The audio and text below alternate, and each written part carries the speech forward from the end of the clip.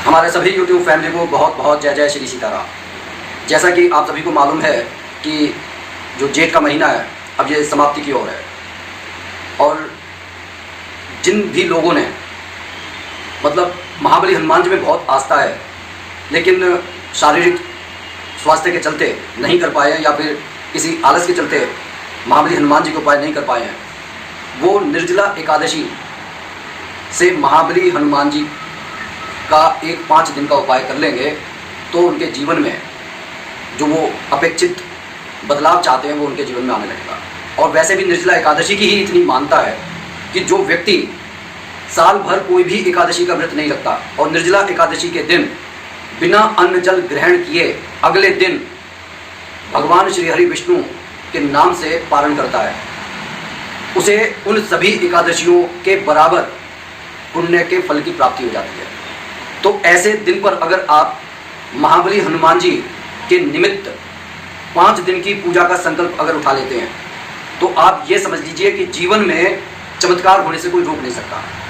निर्जला एकादशी का इतना महत्व है कि लोग कई बार ये सोचते हैं कि बस अब निर्जला एकादशी का व्रत भी है और पहले से भी कोई व्रत रखते हुए आ रहे हैं या फिर कोई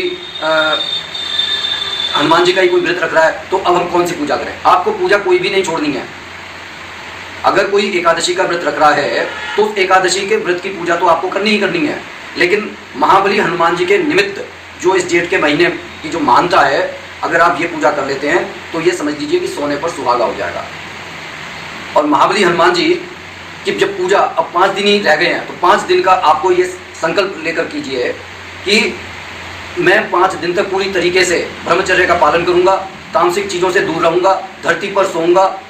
अगर स्वयं बनाकर नहीं खा सकते हैं तो कोई बात नहीं, आपकी माता जी बनाकर दे रही है या पत्नी बनाकर दे रही है, लेकिन अगर आप इस समय खुद बनाकर खाएंगे और सीताराम सीताराम कहते रहेंगे तो वो जो खाना है वो प्रसाद बन जाएगा, बहुत आनंद मिलने वाला है आपको। तो ये कुछ चीज़ों का ख्याल रखते हुए, और सबसे बड़ा जो ख्याल है हमारे को अपने विचारों पर रखना है। क्या ख्याल रखना है कि किसी को अपशब्द नहीं कहने, किसी के बारे में बुरा सोचना नहीं है, क्योंकि जैसा आप देखिए सोचेंगे, आप चाहते तो हैं कि उत्तर की तरफ जाना, लेकिन आप सोच दक्षिण की तरफ रहे हैं तो जैसा आप सोचेंगे वैसा ही बन जाएंगे।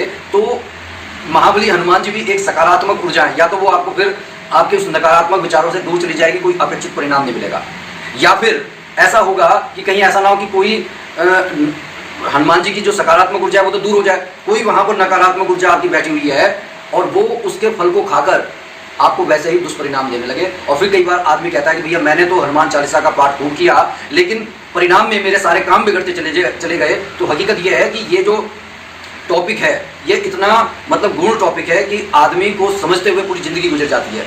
लेकिन अगर आप छोटा सा बात पकड़ लें, जैसे कई बार लोग बात जाते हैं गुरु के पास चले गए, किसी संत के पास चले गए कि हमें भाई कोई ऐसा मंत्र दे दो कि हमारे जीवन में चमत्कार हो जाएगा, और गुरु अगर उन्हें कह दे एकदम से कि अच्छा ये मंत्र जप लियो, तो वो उसको गुरु ही नहीं मानते।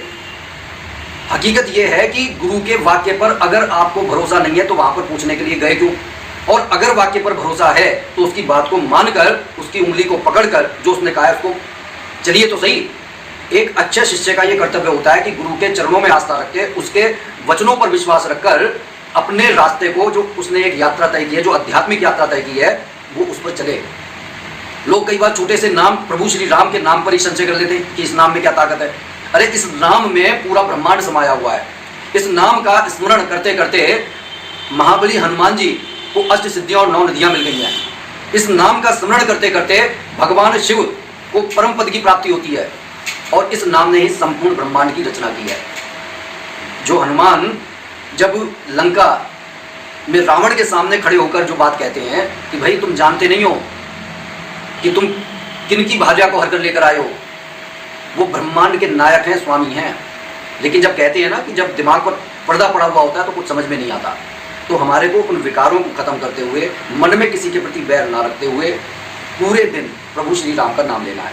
अब संकल्प आपने उठा लिया, संकल्प उठाने के बाद में आपको निर्जला एकादशी जो 6 तारीख को है उस दिन से 5 दिन का आपको जो है उपाय करना है, और 7वें दिन बुधवार को आपको पारण कर लेना है। अब 2 बातें हैं इसमें, निर्जला एकादशी का जो व्रत कर रहे हैं उन्हें अगले दिन पारण करना ही करना है, लेकिन जो हनुमान जी का जो संकल्प उठा रखा है, उन्हें निर्जला एकादशी के दिन 2 व्रत हो जाएंगे। हनुमान जी के निमित्त भी व्रत हो जाएगा, निर्जला एकादशी के निमित्त भी व्रत हो जाएगा।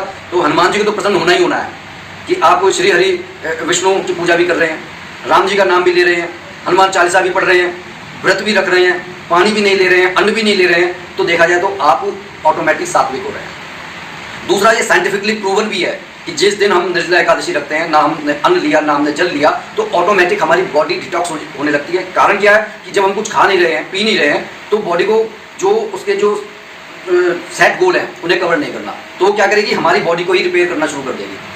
तो ये साइंटिफिकली प्रूवन भी है कि इससे हमारे को बेनिफिट मिलते हैं।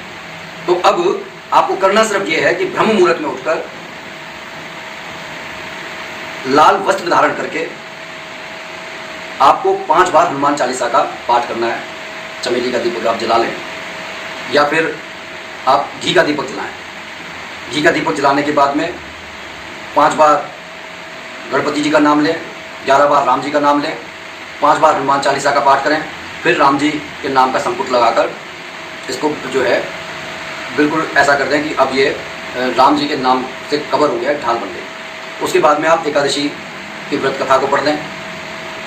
व्रत कथा को पढ़ने के बाद में अब आपका सुबह का कार्य समाप्त हो गया है। अब आपको पूरे दिन जो आपको कार्य करने हैं वो कार्य करें। कार्य करने के बाद में शाम की आपको पूजा करनी है। 7 बजे के बाद कर लीजिए, 7 बजे से थोड़ा पहले कर लीजिए। आपको हनुमान जी की पूजा करनी है और उसी तरीके से एकादशी भगवान की भी आपको पूजा करनी है। ये इतना सा आपका कार्य कंप्लीट हो गया। अगले दिन आपको निर्जला एकादशी का पारण कर लेना है, लेकिन पारण करने से पहले आपको हनुमान जी की पूजा भी करनी है और एकादशी भगवान की भी पूजा करनी है। तुलसी माता को जल चढ़ाना है, दीपक जलाना है, सूरज भगवान को जल देना है, एज इट इज जैसे आप करते हैं। उसके बाद में आपका सवेरे को आपने पारण कर दिया। पारण करने के बाद में शाम को फिर से आपने हनुमान जी के नाम की पूजा की। आपके ये 2 दिन कंप्लीट हो गए। अब तीसरे दिन से आपको ब्रह्म मुहूर्त में हनुमान जी के नाम की पूजा करनी है। अब जो पूजा आप करेंगे वो पूजा आपको अब रात्रि में 9 से 11 के बीच में कर लेनी है और कोशिश करना है कि राम जी के नाम का 108 बार जाप जरूर करना है। चाहे आप ओम राम रामाय नमः का जाप करें, चाहे आप श्री राम करके जाप करें, चाहे आप श्री सीताराम करके जाप करें, चाहे आप सीताराम करके जाप करें। और अगर और भी ज़्यादा आप ये चाहते हैं कि हमारे जीवन में बहुत ज़्यादा सकारात्मकता आए, तो हमारे जीवन की मतलब सारे रुकावट हट जाए, संकट हट जाए, हमारे जीवन में अपयश का कोई निशान ना रहे, हमारी बातों को लोग मतलब समझें और हमारे बातों में वजन आ जाए, तो आपको करना ये है कि कोशिश ये कीजिए कि मुंह से बोलने की बजाय, क्योंकि कई बार क्या होता है कि आदमी को दूसरे काम नज़र पड़ रहे होते हैं, तो वो जल्दी जल्दी राम राम राम राम राम राम राम सीताराम इस तरीके से बोलता है। तो आप एक कागज़ और पेन, लाल पेन और कागज़ लेकर बैठिए और बड़े प्रेम से श्री राम इस तरीके से 108 बार लिखिए।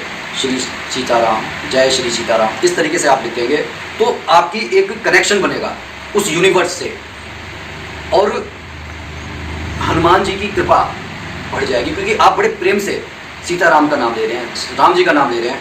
और इसके पीछे कथा यह है कि जब राम जी का समय समाप्त हुआ और वह जाने लगे, तब हनुमान जी ने कहा कि भैया मेरे को भी साथ लेकर चलिए। तब राम जी ने कहा नहीं, तुम्हें यहीं पर रहकर जो है धर्म की रक्षा करनी है, साधु संतों की रक्षा करनी है। तो उन्होंने कहा कि फिर मैं एक वरदान चाहता हूँ कि जहाँ पर आपका नाम हो मैं वहाँ पर रहूँ। आप ये समझ लीजिए कि अगर इस धरती पर करोड़ों लोग हैं और वो एक ही समय पर प्रभु श्री राम का नाम लेते हैं, तो महाबली हनुमान जी भी करोड़ों जगहों पर प्रकट हो जाते हैं। आप इस बात से ही एहसास लगा सकते हैं कि हम किसकी शरण में हैं। हम उसकी शरण में हैं जिनके बिना प्रभु श्री राम के काम नहीं बने। तो हम तो साधारण लोग हैं, बस श्री राम जी का नाम लेकर उन्हें प्रसन्न करना है और अपनी मुरादों को पूरा कर लेना है। तो ये छोटा सा संकल्प आपको करना है। 5 दिन का जब पूरा हो जाए, तब बुधवार को 11 तारीख को, जिस दिन पूर्णमासी पड़ेगी, उस दिन आपको सुबह मंदिर अवश्य जाना है। मंदिर जाने के बाद में आप जब मंदिर जाएं तो वहाँ पर एक पान का बीड़ा हनुमान जी के चरणों में रखी आएँ, एक झंडा लेकर जाएं, वो उनके चरणों में रखी आएँ और उसे घर पर लाकर छत के ऊपर टांग लें। आप ये देखेंगे कि जो आपने पूरे जेठ महीने में हनुमान जी का नाम नहीं ले पाए किसी कारणवश, तो आपके रोग, शोक, दरिद्रता, आर्थिक तंगी और रिश्तों की कड़वाहट या कोई काम रुके हुए हैं, कोर्ट कचहरी के कोई चक्कर हैं, आपके सारे बिगड़े काम बनने लगेंगे। तो निर्जला एकादशी से आप ये एक संकल्प उठाइए 5 दिन का, 6वें दिन इसका पारण कर लें। भोग जब मंदिर में आप लगाने के लिए जाएं तो कोशिश करें कि थोड़ा सा ही प्रसाद घर में लेकर आएँ, कि अगर सारा आप भोग लगाया और घर पर ही लाए और खा पी लिया तो देखिए उसका कुछ नहीं है, लेकिन अगर वो बांट देते हैं वहाँ पर तो उसका बहुत मान्यता होती है। तो ये छोटा सा उपाय करके देखिए, ये साधारण सा उपाय करके देखिए और इसके असाधारण रिजल्ट आपको अपने जीवन में देखने के लिए मिलेंगे। लेकिन राम जी का नाम अवश्य लें। कोई आपका प्रश्न हो या कोई बात मेरे से छूट गई हो तो आप पूछ सकते हैं, लेकिन इस दौरान सबसे बड़ी गलती जो आदमी करता है वो ये करता है कि हम हनुमान जी का नाम भी ले रहे हैं, बुरी बातें भी कर रहे हैं। हमें ऐसा नहीं करना कि एक के साथ एक चीज़ फ्री ले लें, क्योंकि देखिए अगर हमारी इच्छाएं पूरी नहीं होती तो एकदम से क्रोध आ जाता है। क्रोध के साथ में देखा जाए तो हमारे बहुत सारे एक तरीके लोभ, लालच, दरिद्रता, ये सब चीज़ें प्रकट होने लगती हैं। तो इन सब चीज़ों से बचें। संत कहते हैं कि क्रोध जो है हमारे नाश का मूल है, तो उस क्रोध पर नियंत्रण रखें, महाबली हनुमान जी का नाम लें और इस 5 दिन की इसे सिद्धि मानकर अगर आप करेंगे तो निश्चित ही आपके जीवन में बदलाव देखने को मिलेगा। बात अच्छी लगी हो तो लाइक, शेयर, कमेंट जरूर कीजिएगा, चैनल को सब्सक्राइब जरूर कीजिए और इस वीडियो को साधारण समझने की गलती ना कीजिएगा। बोलिए जय जय श्री सीताराम।